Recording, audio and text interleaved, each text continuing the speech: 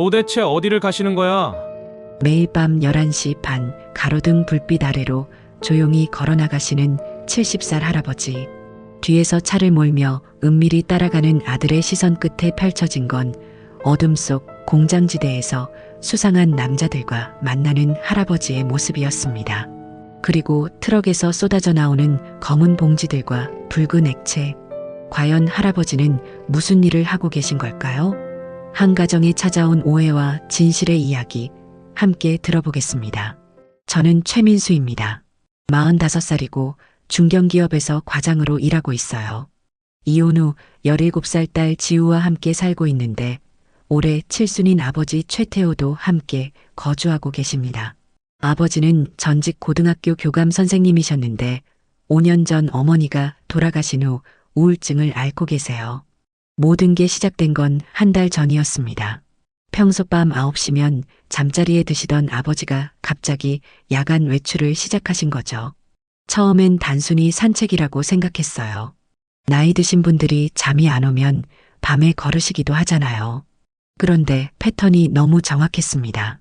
매일 밤 11시 30분, 분 단위까지 정확하게 외출하세요. 마치 누군가와 약속이라도 있는 것처럼 말이에요. 그리고 새벽 4시경에 돌아오시는데 그때마다 아버지 몸에서 나는 냄새가 이상했어요. 기름 냄새였습니다. 그런데 단순한 기계유 냄새가 아니라 뭔가 섞인 듯한 복잡한 냄새였죠. 게다가 아버지는 완전히 지쳐 보이셨어요. 평소보다 훨씬 깊게 주무시고 낮에도 자주 졸으셨습니다.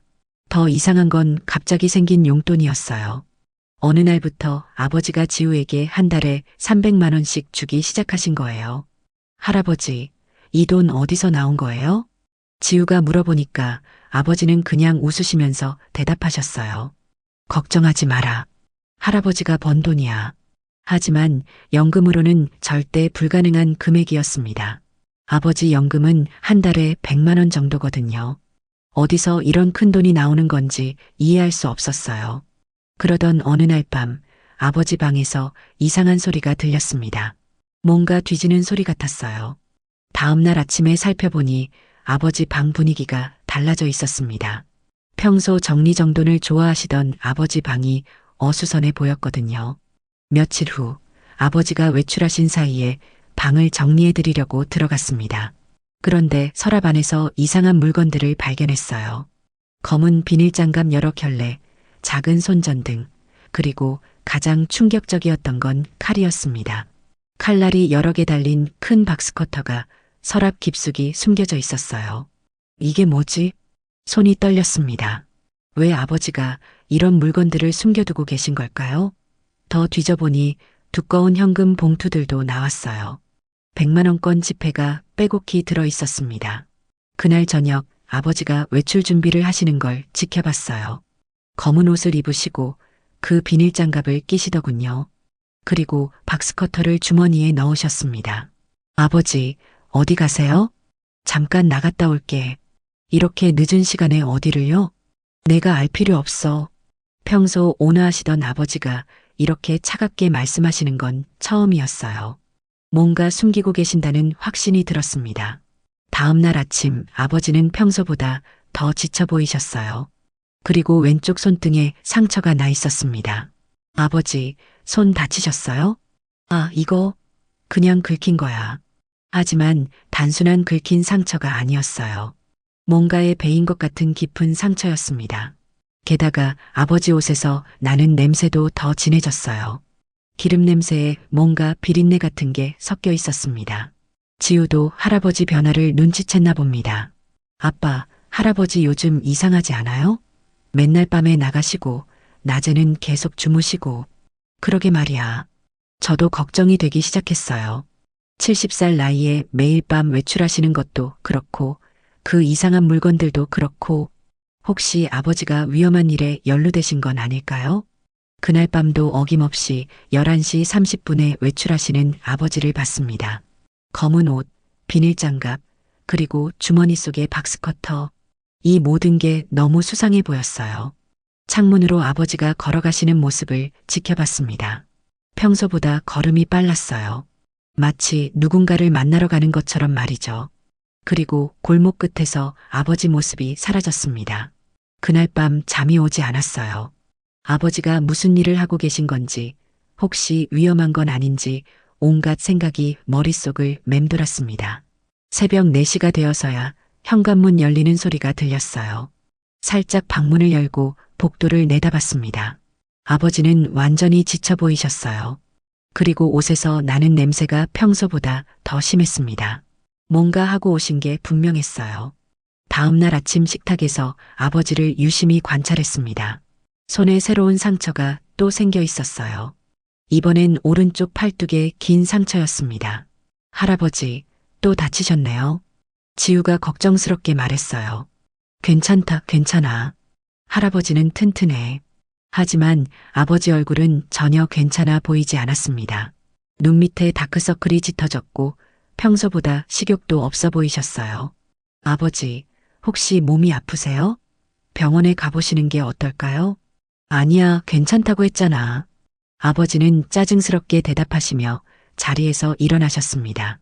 평소 같으면 아침 식사 후에 신문을 보시곤 했는데 그날은 바로 방으로 들어가셨어요. 점심시간에 회사에서 지우에게 전화가 왔어요. 아빠, 할아버지가 이상해요. 아침에 나갔다가 돌아오셨는데 뭔가 들고 오셨어요. 뭘 들고 왔는데? 검은 비닐봉지요. 근데 냄새가 이상해요. 비린내 같은 게 나요. 전화를 끊고 나서 더 이상 참을 수 없었습니다. 아버지가 도대체 무슨 일을 하고 계신 건지 알아봐야겠다고 결심했어요. 그날 저녁 아버지 방 앞을 지나가다가 전화 통화하시는 소리를 들었습니다. 네, 알겠습니다. 내일 밤에도 갈게요. 아니요, 문제 없어요. 나이는 많지만 할 수 있습니다. 네, 현금으로 받겠습니다. 누군가와 일에 대해 얘기하고 계신 것 같았어요. 그런데 왜 이렇게 숨기시는 걸까요? 정당한 일이라면 가족에게 말씀하시면 되는데 말이에요. 밤이 되자 아버지는 또다시 외출 준비를 하셨습니다. 이번엔 평소보다 더 많은 물건을 챙기시더군요. 큰 가방에 뭔가를 넣으시고 두꺼운 장갑도 끼셨어요. 아버지, 응? 정말 어디 가시는 거예요? 저희가 걱정되거든요. 아버지는 잠시 망설이시더니 말씀하셨어요. 민수야, 아버지를 믿어라. 가족을 위해서다. 그럼 왜 말씀 안 해주세요? 지금은 말할 수 없어. 그리고 아버지는 집을 나가셨습니다. 그날 밤도 새벽 4시에 돌아오셨는데 평소보다 더 지쳐 보이셨어요. 그리고 옷이 찢어져 있었습니다. 다음 날 아침 아버지 옷을 빨래하려고 가져갔는데 깜짝 놀랐어요. 옷 곳곳에 얼룩이 있었거든요. 기름때 같기도 하고 뭔가 다른 액체 자국 같기도 했어요. 이게 뭐지? 냄새를 맡아보니 역시 그 이상한 냄새였습니다. 기름 냄새에 비린내가 섞인 복잡한 냄새 말이에요. 그때 지우가 학교에서 돌아왔어요. 아빠, 할아버지 또 나가셨어요? 응, 아직 안 들어오셨어. 친구들이 그러는데 할아버지 나이에 밤에 일하는 사람들은 보통. 지우가 말을 잇지 못했어요. 저도 지우가 무슨 생각을 하는지 알 것 같았습니다. 요즘 뉴스에서 자주 나오는 이야기들 말이에요. 그날 밤 아버지가 외출하시기 전에 다시 한번 물어봤어요. 아버지, 정말 괜찮은 일이죠? 그럼 당연하지. 하지만 아버지 표정이 어딘가 어색했어요. 뭔가 숨기고 계신다는 확신이 더욱 강해졌습니다. 아버지가 나가신 후 방을 다시 한번 살펴봤어요. 이번엔 더 자세히 뒤져봤습니다. 그런데 옷장 뒤에서 또 다른 물건을 발견했어요. 작은 수첩이었습니다. 아버지 필체로 뭔가가 적혀 있었어요. 새벽 2시 13구역. 조심해서 처리. 흔적 남기지 말 것. 월요일 추가 작업. 이게 뭘 의미하는 걸까요? 13구역이라는 건 어떤 장소인 것 같았고 흔적을 남기지 말라는 건 상상하고 싶지 않은 일들이 머릿속에 떠올랐어요. 그날 밤 잠들기 전까지 계속 생각했습니다. 혹시 아버지가 위험한 일에 연루되신 건 아닐까요? 그 많은 현금은 어디서 나온 걸까요? 그리고 매일 밤 다치고 오시는 이유는 뭘까요? 새벽에 아버지가 돌아오시는 소리를 들었어요. 평소보다 조용히 들어오려고 하시는 것 같았지만 걸음걸이가 평소와 달랐어요. 뭔가 아픈 듯한 걸음걸이였습니다. 다음 날 아침 아버지를 보니 충격을 받았어요. 얼굴 왼쪽에 멍이 들어 있었거든요. 아버지, 얼굴이 왜 그래요? 아, 이거 넘어져서 그래. 하지만 단순히 넘어져서 생긴 멍이 아니었어요. 누군가에게 맞은 것 같은 멍이었습니다. 이제 더 이상 가만히 있을 수 없었어요.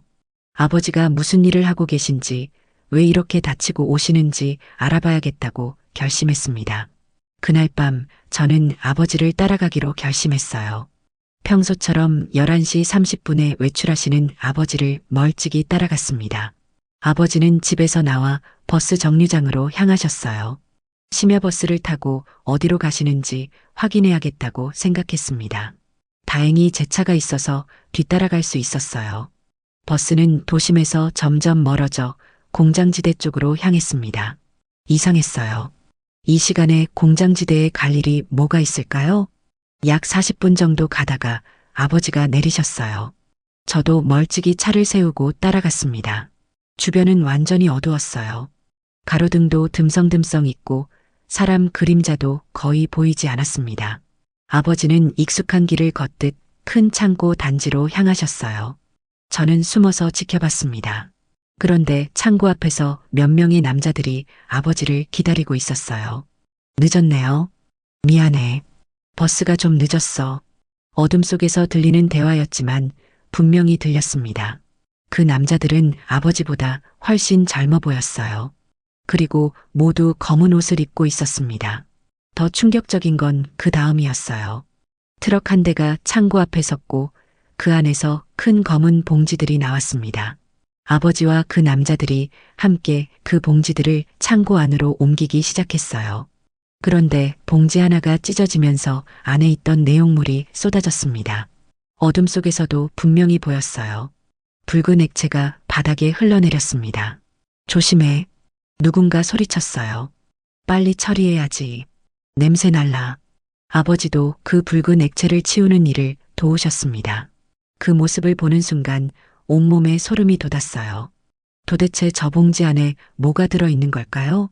작업은 새벽 3시까지 계속됐습니다.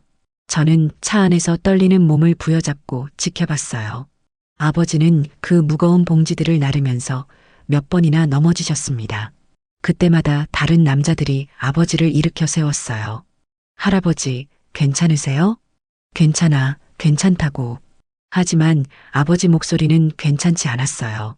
숨이 많이 차 보이셨고 중간중간 기침도 하셨습니다. 작업이 끝나고 나서 그 남자들 중 한 명이 아버지에게 뭔가를 건넸어요.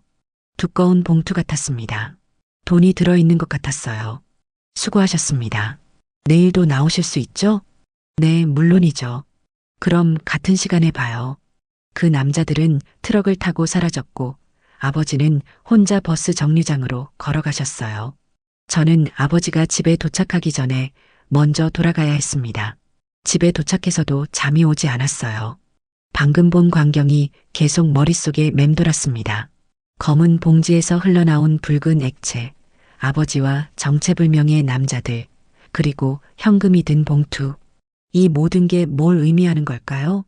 아버지가 정말 위험한 일에 연루되신 건 아닐까요? 다음 날 아침 아버지를 보니 어젯밤 일이 더욱 확실해졌어요.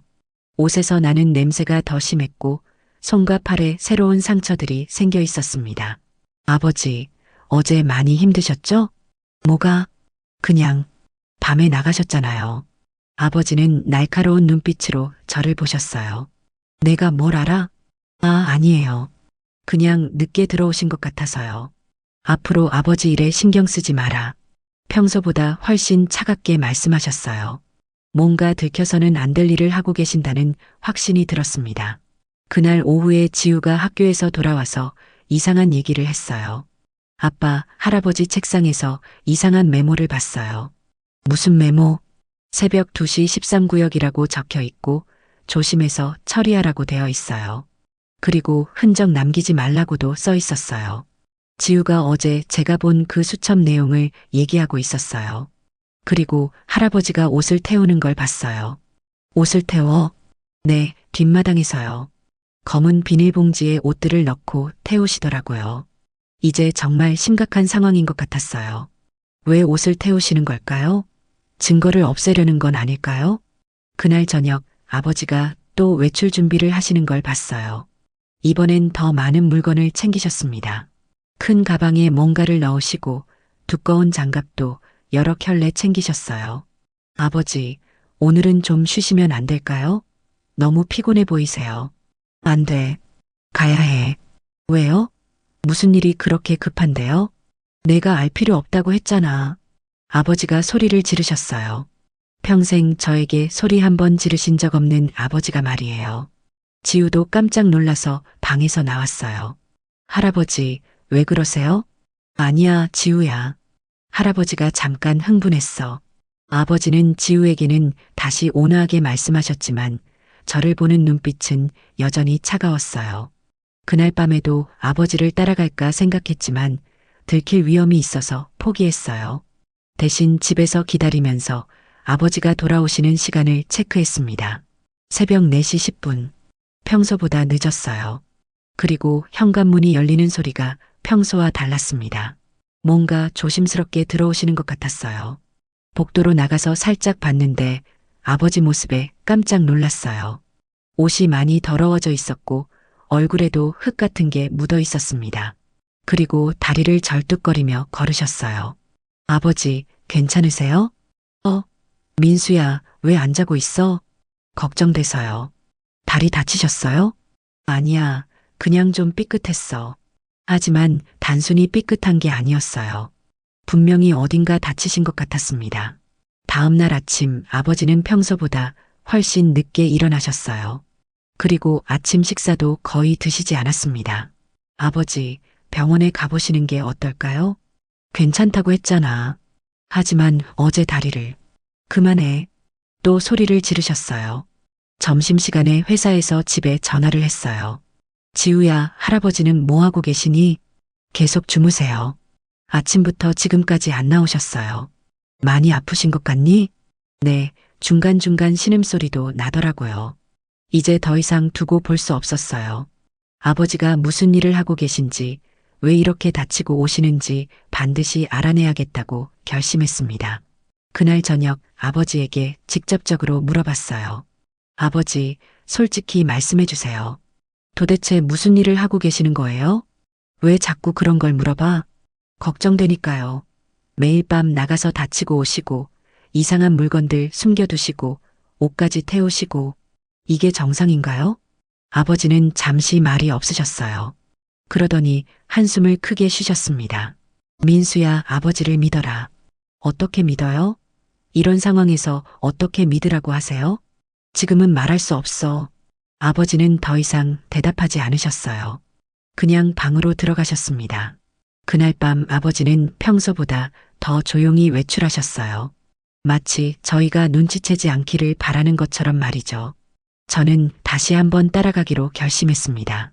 이번엔 더 조심스럽게 들키지 않게 따라갔어요. 아버지는 어제와 같은 경로로 가셨습니다. 공장지대의 그 창고 단지 말이에요. 이번엔 더 가까이에서 지켜볼 수 있었어요. 창고 앞에는 어제보다 더 많은 사람들이 모여 있었습니다. 모두 아버지처럼 나이 드신 분들이었어요. 그런데 그 중에서도 아버지가 가장 연로해 보이셨습니다. 오늘은 할 게 많아요. 새벽 5시까지 걸릴 것 같네요. 젊은 남자가 말했어요. 괜찮습니다. 할 수 있어요. 아버지가 대답하셨어요. 하지만 목소리에 피로가 가득했습니다. 트럭이 도착하고 또다시 그 검은 봉지들이 나왔어요. 이번엔 더 많았습니다. 그리고 냄새도 더 심했어요. 멀리서도 그 이상한 냄새가 났습니다. 작업이 시작됐어요.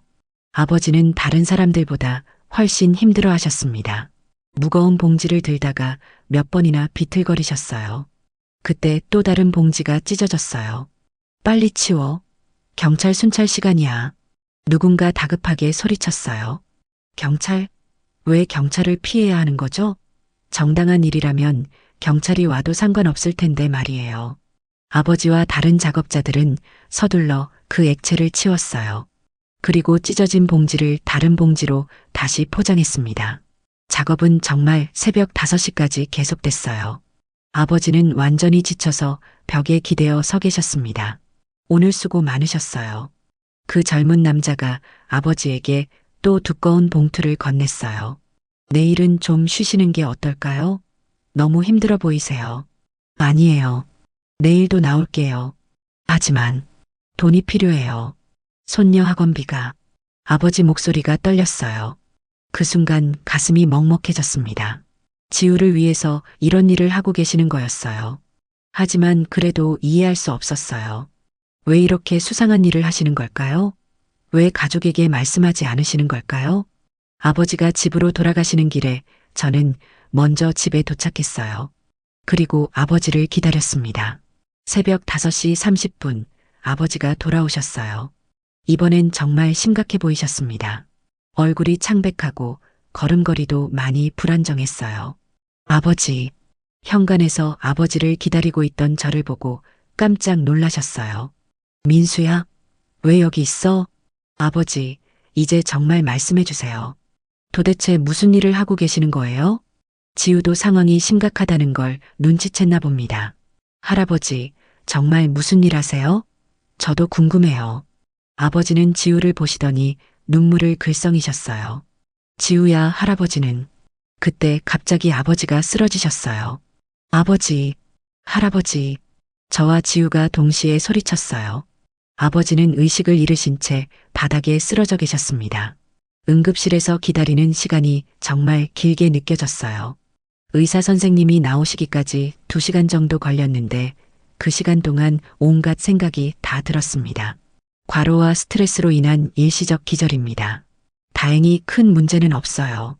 의사 선생님 말씀을 듣고 안도했지만 동시에 더 걱정이 됐어요. 70살 아버지가 과로로 쓰러질 정도로 무슨 일을 하고 계신 건지 말이에요.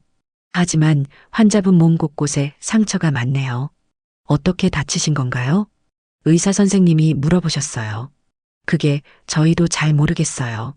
특히 손과 팔 부분에 베인 상처들이 많은데 날카로운 것에 자주 다치시는 일을 하시나 봅니다.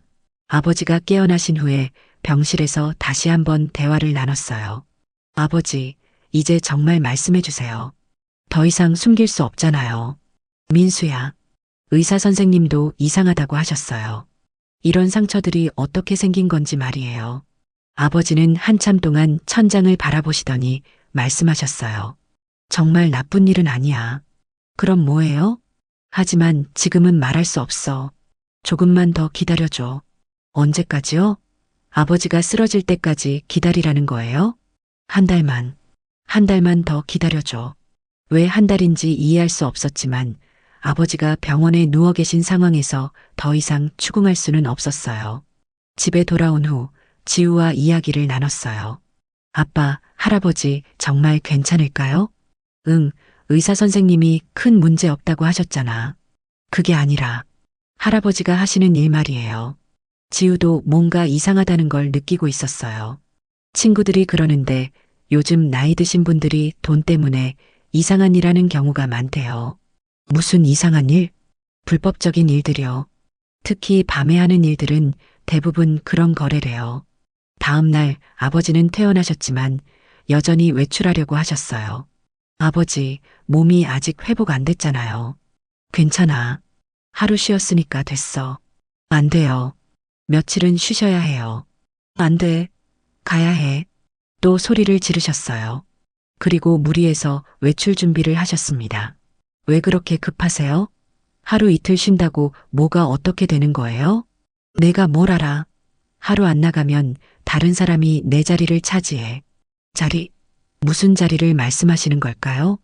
다음 날 아침 더 충격적인 일이 일어났어요. 경찰서에서 전화가 온 거예요. 최민수 씨 맞으신가요? 네, 맞습니다. 아버님 최태호 씨와 관련해서 연락드렸습니다. 그 순간 심장이 멈추는 것 같았어요. 무슨 일인가요? 어젯밤에 교통사고가 있었는데 목격자로 신고가 들어와서요. 조사에 협조해 주셔야 할 것 같습니다. 교통사고 목격자라고 하니까 조금 안도했지만 여전히 의심스러웠어요. 정말 단순한 목격자일까요? 언제 가면 될까요? 오늘 오후에 시간 되시면 한번 나와주세요. 전화를 끊고 아버지께 말씀드렸어요. 아버지, 경찰서에서 연락 왔어요. 아버지 얼굴이 창백해지셨어요. 뭐라고? 교통사고 목격자 조사래요. 아, 그거구나. 그거요? 뭘 목격하신 거예요? 그냥 사고 현장을 봤어. 하지만 아버지 표정이 어색했어요. 뭔가 더 있는 것 같았습니다. 오후에 경찰서에 갔을 때 담당 경찰관이 이상한 질문을 했어요. 아버님이 요즘 어떤 일을 하고 계신가요? 그게 저희도 잘 모르겠어요. 모른다고요? 네, 말씀을 안 해주세요. 경찰관이 의미심장한 표정을 지었어요. 혹시 수상한 사람들과 만나시거나 이상한 일에 연루되신 건 아닌가요? 왜 그런 질문을 하시는 거예요? 그냥 요즘 그런 사건들이 많아서요. 특히 고령자분들이 돈 때문에 위험한 일에 연루되는 경우가 종종 있거든요. 집에 돌아와서 아버지께 경찰서에서 들은 얘기를 했어요. 아버지, 경찰관이 수상한 일에 연루된 건 아니냐고 물어보더라고요. 드디어 아버지가 포기하고 직접 보여주시겠다고 하셨어요. 정말요? 응, 이제 숨길 수 없겠어. 오후 5시쯤 아버지와 함께 집을 나섰어요. 평소 아버지가 가시던 그 공장지대로 향했습니다. 아버지, 여기가 일하시는 곳이에요? 응. 하지만 낮에 보니 분위기가 완전히 달랐어요. 평범한 물류센터 같아 보였습니다. 여기 들어가도 돼요? 낮에는 괜찮아. 물류센터 안으로 들어가니 정말 놀랐어요. 생각했던 것과 완전히 달랐거든요. 거대한 창고 안에는 수많은 상품들이 정리되어 있었어요. 그리고 많은 직원들이 일하고 있었습니다. 어서 오세요. 한 직원이 아버지를 반갑게 맞았어요. 아, 이분이 아드님이시군요. 아버님 얘기 많이 들었어요. 네, 저희 아버지 얘기요? 네, 정말 성실하세요. 이 나이에 야간 근무하시는 분이 드물거든요. 야간 근무? 그럼 정말 정당한 일이었던 거예요? 저희 아버지가 여기서 뭘 하시는 거예요? 야간 배송 상품 분류 작업이요. 가장 힘든 일 중 하나죠. 아버지를 따라 창고 깊숙이 들어가니 더 놀라운 광경이 펼쳐졌어요. 이게 아버지가 옮기시던 검은 봉지들이에요? 응, 검은 비닐봉지들이 산더미처럼 쌓여 있었어요. 하지만 낮에 보니 그냥 일반적인 포장재였습니다. 그럼 그 안에 든 건 뭐예요? 직원이 봉지 하나를 열어서 보여줬어요. 냉동 육류 제품들이에요. 새벽 배송용이라서 밤에 분류 작업을 해야 하거든요. 냉동 육류. 그래서 붉은 액체가 나왔던 거구나. 그리고 그 이상한 냄새도 육류 냄새였던 거예요. 그럼 아버지가 다치신 것도. 네, 냉동 제품들이 무겁고 날카로운 포장재들이 많아서 자주 다치시죠. 특히 나이가 있으신 분들은 더 그래요. 박스커터는 뭐에 쓰시는 거예요? 포장 해체용이에요. 야간 작업이라 어둡기 때문에 손전등도 필요하고요. 모든 게 설명됐어요. 검은 장갑은 작업용 장갑, 박스커터는 포장 해체용, 손전등은 야간 작업용이었던 거예요. 그럼 왜 경찰을 피하셨어요? 경찰을 피한 게 아니라 야간 작업 시간에 순찰차가 오면 작업을 중단해야 해서 서둘렀던 거예요. 아버지가 받으시는 급여는 얼마나 되는 거예요? 야간 수당 포함해서 한 달에 300만 원 정도 됩니다. 그 많은 현금의 출처도 밝혀졌어요. 그런데 아버님, 왜 가족에게 말씀 안 하셨어요? 직원이 아버지에게 물어봤어요. 아버지는 한참 동안 말씀하지 않으시더니 조용히 대답하셨어요. 창피해서. 창피하다고요? 내 나이 70에 이런 힘든 일 한다는 게 아들한테 창피해서 말 못했어. 그 순간 가슴이 먹먹해졌어요. 그리고 걱정할까 봐서, 이 나이에 이런 일 하면 위험하다고 말릴까 봐서. 아버지, 손녀 학원비 때문에 어쩔 수 없었어. 연금만으로는 부족하니까. 아버지 목소리가 떨렸어요. 그래서 몰래 일했던 거야. 지우가 대학 갈 때까지만 하려고 했는데.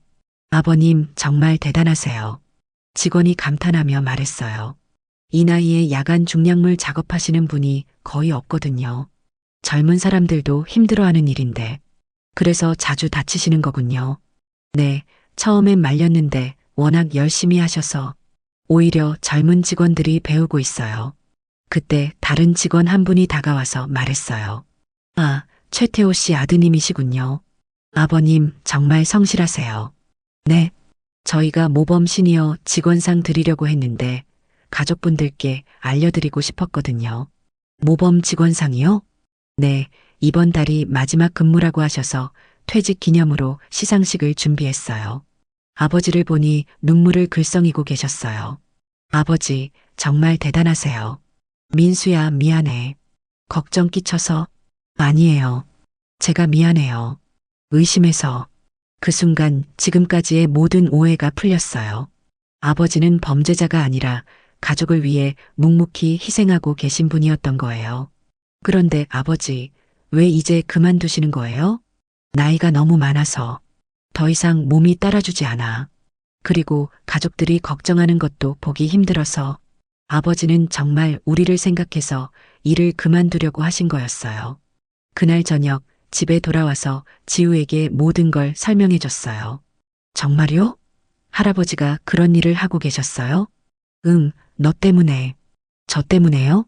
학원비 마련하려고 밤마다 그 힘든 일을 하신 거야. 지우가 울기 시작했어요. 할아버지, 죄송해요. 제가 몰라서. 지우야, 괜찮아. 할아버지가 하고 싶어서 한 일이야. 하지만 저 때문에 그렇게 힘든 일을. 지우가 열심히 공부하는 모습을 보면 할아버지는 기뻐. 그날 밤 가족회의를 열었어요. 아버지, 이제 그 일 그만두세요. 하지만 지우 학원비가. 제가 해결할게요. 내가 어떻게? 저도 부업을 시작할 거예요. 사실 회사 일만으로는 지우 학원비를 감당하기 어려웠어요. 하지만 아버지 혼자 그 부담을 지시게 할 수는 없었습니다. 아빠, 저도 학원 그만둘게요. 지우가 말했어요. 안 돼. 너는 공부해야 해. 하지만 할아버지가 그렇게 힘들어 하시는데. 지우야, 할아버지 마음 생각해봐. 내가 포기하면 할아버지가 더 속상해 하실 거야. 아버지가 고개를 끄덕이셨어요. 지우야, 할아버지는 내가 좋은 대학 가는 게 꿈이야. 할아버지, 대신 이제는 가족이 함께 해결해보자. 그래서 결정했어요. 아버지는 그 힘든 야간 작업을 그만두시고 저는 부업을 시작하기로 했습니다. 며칠 후 물류센터에서 아버지 퇴직 기념 시상식이 열렸어요. 저와 지우도 함께 참석했습니다. 최태호 씨, 앞으로 나와주세요. 아버지가 무대에 올라가시자 박수가 터져 나왔어요. 70세의 나이에도 불구하고 가장 성실하게 근무해 주신 최태호 씨에게 모범 시니어 직원상을 드립니다. 상장과 함께 꽃다발을 받으시는 아버지를 보니 정말 자랑스러웠어요. 한 말씀 부탁드립니다. 아버지가 마이크 앞에 서셨어요. 저는 그냥 가족을 위해 할 수 있는 일을 했을 뿐입니다. 목소리가 떨리셨어요. 손녀가 좋은 대학에 가서 훌륭한 사람이 되는 게 제 꿈입니다. 그 꿈을 위해서라면 이런 일쯤은 아무것도 아니에요. 하지만 이제 나이가 많아서 더 이상 민폐를 끼칠 수 없겠네요. 아버님, 민폐가 아니라 모범이셨어요. 한 직원이 소리쳤어요. 젊은 직원들이 아버님 보고 많이 배웠거든요. 일에 대한 책임감이나 성실함 같은 거 말이에요. 다른 직원들도 박수를 쳤어요. 시상식이 끝나고 집에 돌아오는 길에 아버지가 말씀하셨어요. 민수야, 미안했어. 뭐가 미안해요? 걱정 끼치고 의심받게 만들어서. 아니에요. 저야말로 미안해요. 아버지 마음도 모르고 의심해서. 하지만 이해해. 누가 봐도 수상했을 거야. 그래도 믿었어야 했는데. 지우도 끼어들었어요. 할아버지, 저도 죄송해요. 할아버지가 저 때문에 그렇게 힘든 일 하시는 줄 몰랐어요. 지우야, 할아버지는 기뻐. 내가 열심히 공부하니까. 앞으로는 더 열심히 할게요. 할아버지 수고가 헛되지 않게. 그래, 그게 할아버지 소원이야. 몇 달 후, 지우가 좋은 소식을 가져왔어요. 할아버지, 아빠, 좋은 소식 있어요. 뭔데? 이번 전국 모의고사에서 전교 10등 안에 들었어요. 정말? 네. 선생님이 이 성적이면 서울대도 충분히 갈 수 있다고 하셨어요. 아버지가 눈물을 글썽이셨어요. 정말 자랑스럽다. 할아버지 덕분이에요. 할아버지가 저를 위해 그렇게 열심히 일해주셔서 제가 더 열심히 할 수 있었어요. 아니야, 지우가 열심히 한 거지. 할아버지, 제가 좋은 대학 가면 할아버지 자랑하고 다닐 거예요. 그래, 할아버지도 자랑스럽게 얘기하고 다닐게. 이제 저희 가족에게는 비밀이 없어요. 서로를 믿고 함께 어려움을 극복하는 진짜 가족이 됐습니다. 아버지의 밤 배송은 끝났지만 저희 가족의 새로운 이야기는 이제 시작이에요. 오늘의 사연 어떻게 들으셨나요? 오늘의 사연이 여러분의 마음을 밝히는 작은 등불이 되었다면 감상 한마디 댓글로 부탁드립니다. 좋아요와 구독을 해주시면 여러분의 삶 곳곳에 행복이 찾아올 것입니다. 귀한 시간 내주셔서 감사합니다.